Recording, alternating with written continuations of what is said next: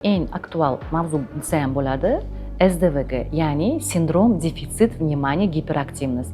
Hozir ko'plar shikoyat qiladi bolasida diqqat yetishmovsizligidan yoki bo'lmasam giperfaolligidan. Lekin ko'pincha adashtirib qo'yamiz. Sho'x bola bilan giperfaol bolani. Sho'x bolalarimiz sho'xlik qiladi, to'polonini qiladi, lekin kerakli daqiqada bolalarimiz o'tirib beradi. Ya'ni vazifamizni, aytgan narsalarimizni hammasini bajarib beradi.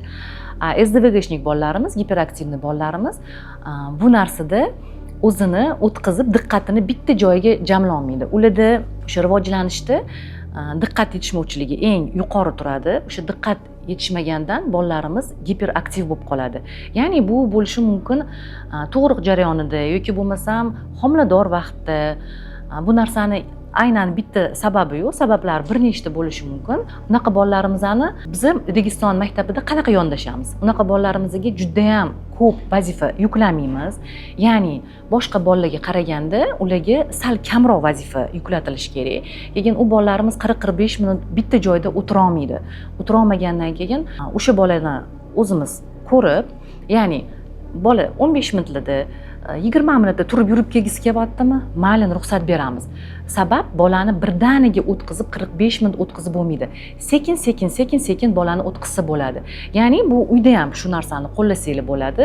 Misol uchun qanaqadir vazifa beramiz, faqatgina bolani o'tir, yoz, chiz degan vazifa emas. Ya'ni unaqa bolalarimiz diqqatini qarata olmagandan keyin bitta joyda o'tirib qunt bilan yoza olmaydi.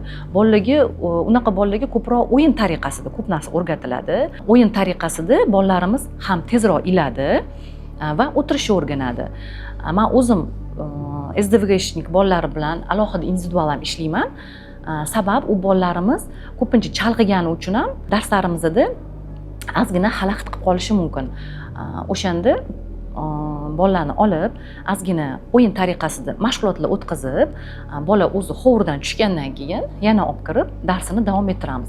Lekin uy vazifa ham unaqa bolalarga ko'p berilmaydi.